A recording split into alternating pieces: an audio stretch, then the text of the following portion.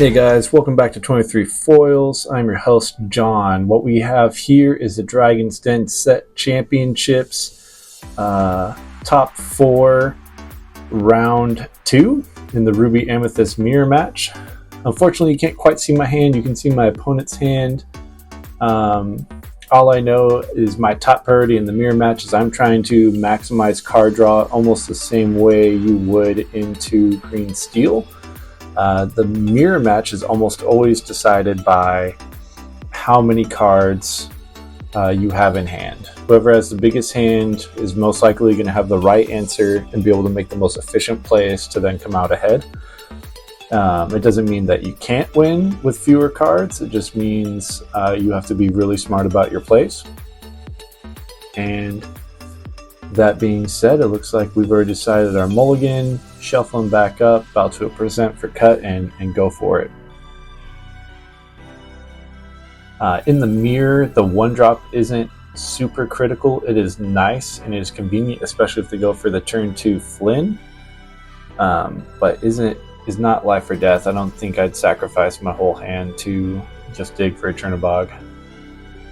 There we go. We got some sportsmanship and we're off. Opponent opening with the round 1 Chernobogs, not a bad play. I had to ink a fox, which is pretty unfortunate in the mirror match. You really want to have all 4 foxes to be able to rush down castles, especially with my variant having the crabs. 6 ink, being able to crab fox and one-shot a castle and still keep a Maui is pretty important. Especially because Maui is the best trade for a Maui when you're defending your castle. Otherwise, King Undisputed is your next best bet to effectively trade to protect your castle. Our opponent decides to go a little bit wide. I'm not too worried about it because I know the Chernobogs are temporary. He doesn't want to risk the card draw. Like I said, he's also pretty aware that card draw is king in this match, so now that I got that Malitzin out there, he's going to probably decide to quest both and pop them. That's to not lose that card value. Taking a peek at his hand there, I would say it looks like his best bet is to go double Sisu. See, he has a Flynn in hand now. I think he opts for the Flynn, even though I would say the Flynn is not a smart choice. We have Brawls, we have Sisus. He was on the draw, and more likely than not, being on the draw is technically beneficial for you because your opponent starts off with 1 extra card early game for the first turn draw. So typically your Sisu is always bigger as being first turn, but as we'll see here, I decided to kind of dump my hand and go wide in order to counteract Flynn. And it's still setting me up in a great space. Sisu is a huge body, can trade out. I still have Melissa on board. I haven't quested because I'm waiting for friends. I know patience is fine. There's no rush for me to alter my board state, even though he's up 5 lore.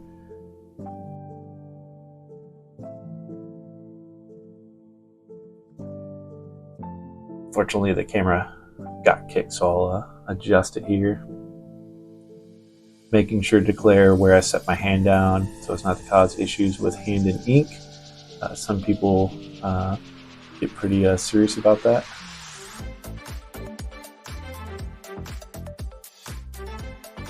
He starts off by marking his Sisu so he knows how much damage it has based off my hand size. Decides to quest it and play that second Sisu.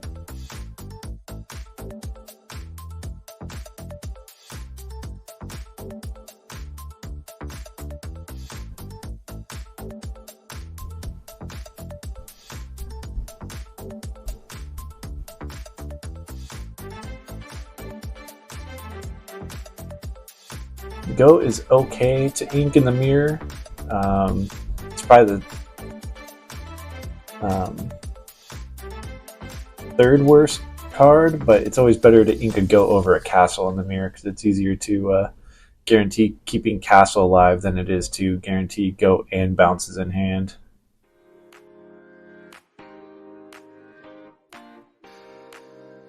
I had that crab play for the efficient trade of Maleficent for Sisu, especially for him swinging like a truck right now. then quest out, because no matter what, if he attacks with his Sisu, that's technically a win for me, because it means he's not questing anymore.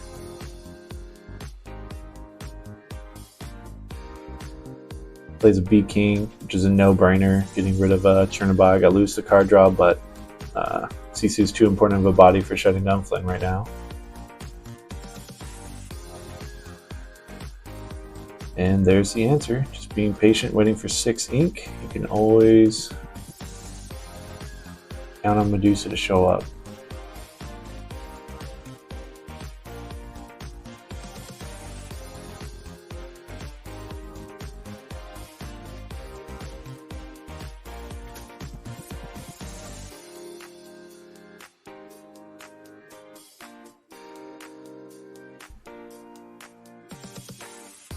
King's pretty easy choice there. I don't think I have any bounces in hand. I don't really have extreme value for Crab, but I do value the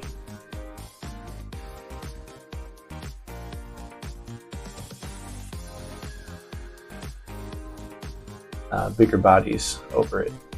And then here we go. I saw my hand was getting pretty light, and we decided we have to turn back on the card draw.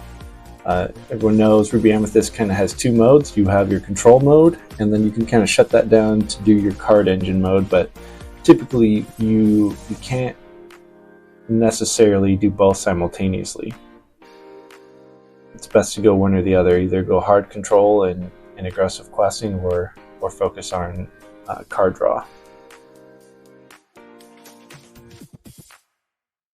He does get that Medusa off on Sisu by playing the hand size game, making sure he has 2 in hand or less, making it a viable target. And here we see I continue with the hand size game. Already successfully caught up in lore pretty well, so even at this point, trading Medusa into Sisu is a pretty strong play for me to shut down his lore game. And there you see I go for it.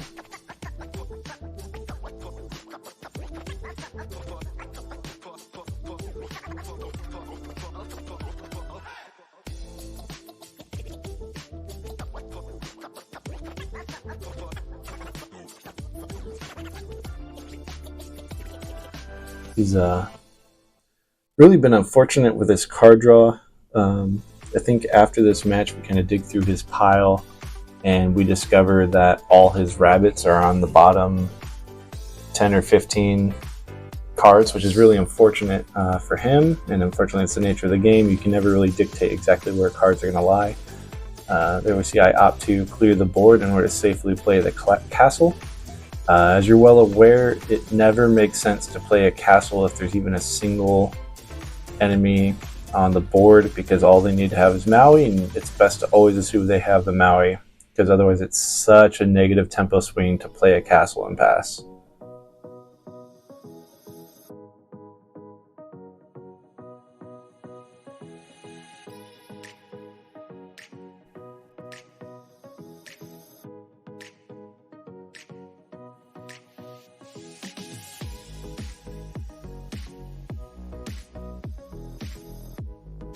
I think we're having a little bit of banter on the table.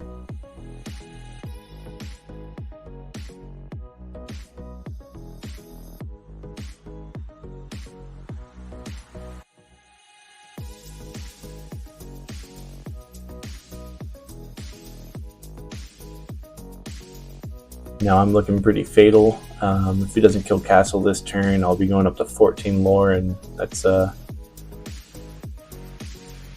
pretty effective goat range to be able to close it out, assuming they can't clear board. He kind of indicates that he does not have a Maui by the way he played the goat, so I know I'm pretty safe if I have a B prep to quest and kill, and that's going to be game. Let's see if I have it. Yep, there it is. So he'll get his 1 lore. I know he doesn't have a Maui in hand unless he top decks it, and then even if he does, it's more than likely that he doesn't have a Fox, or else he would have also played Fox last turn to put some damage on there. There it is, the top deck Maui. But regardless, I know I'm safe. Still go up to 16. I only need to live for 2 more turns. King Undisputed would be pretty ideal here, or even a B prep, because I know I just gotta win out 2 more turns.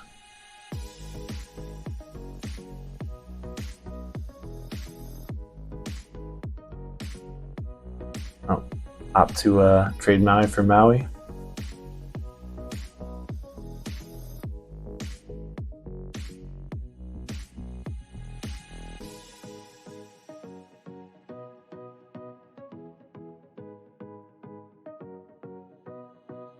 Ooh, my lore should have went to 18. Oh, there it is.